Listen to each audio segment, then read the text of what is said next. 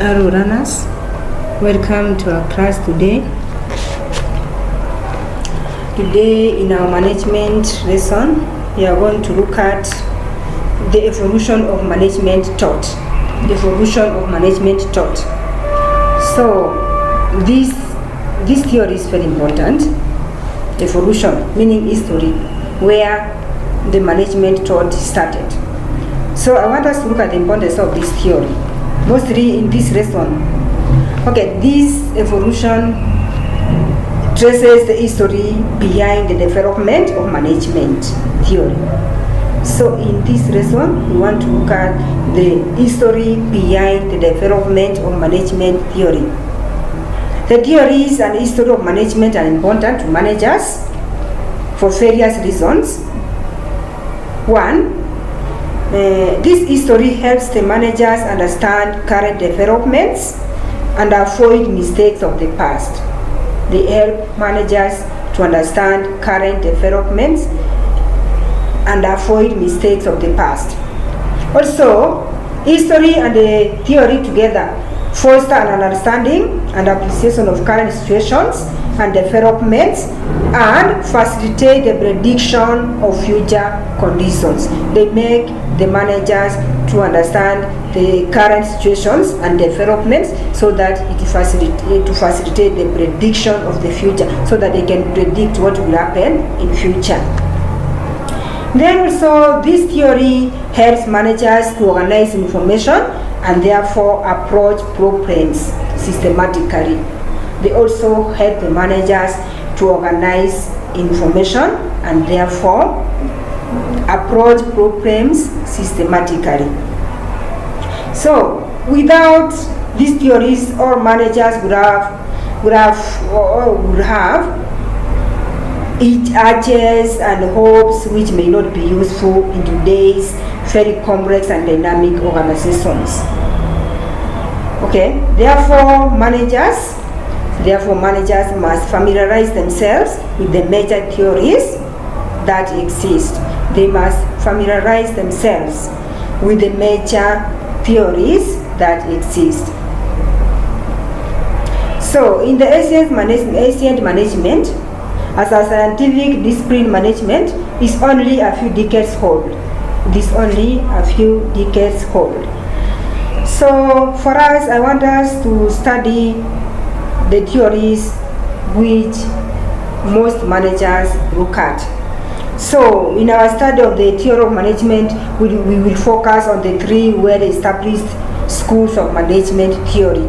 So, those schools of management theory, we have the classical school, we have the behavioral school, and we have management science school. So, let us start with the classical school. Under classical school, this school of thought emerged around the turn of the 20th century.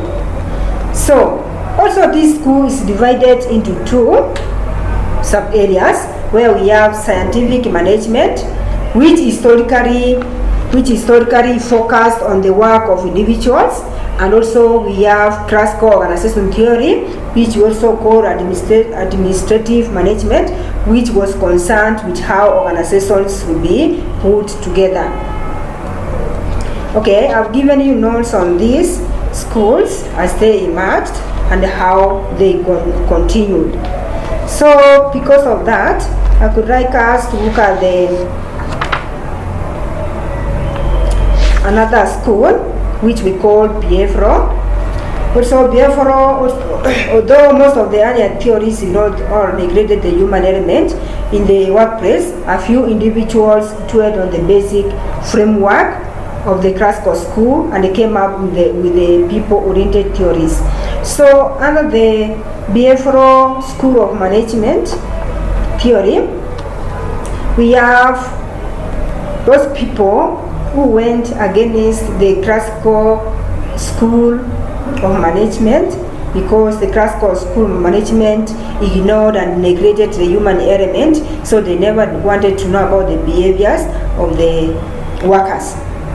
So this school of management was introduced by Parker Follett and Chester Barnard and also we have Huga, Marsa, and Eton Mayo. So this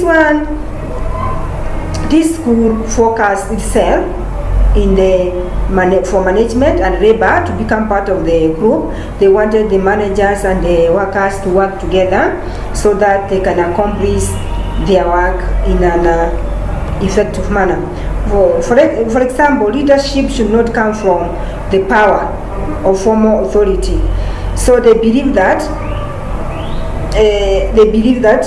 the leadership should not come from powers, but come from people with greater knowledge and expertise. It should not come from the power, but from people with knowledge and expertise on the area which they are being given the work to do. So in the notes I've given you those theories and the people who came up with them. It's better to go through them for you to understand more. And also the last school we said is the management science school. We also call it quantitative school of management. Also this school was divided into three. We have management science, we have operation management, and management information system. So in management science, it mainly concerned itself with the development of mathematical and statistical tools and techniques that can be used to improve efficiency in an organization.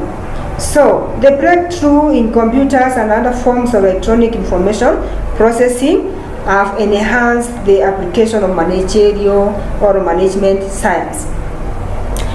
Under the operations management, it mainly focuses on applications.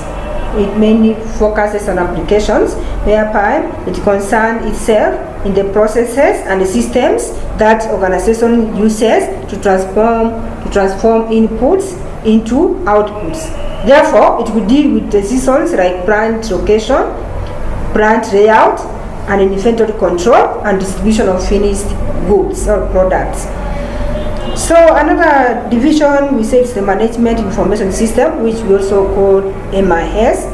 In MIS, MIS is a system created specifically to process, store, and provide information for managers in order to improve decision making. So that system, which is created specifically to process, store, and provide information for managers in order to improve decision making, is what we call MIS, Management Information System. So also we have the contemporary management theories. We are going to learn them in our next lesson, the contemporary management theories.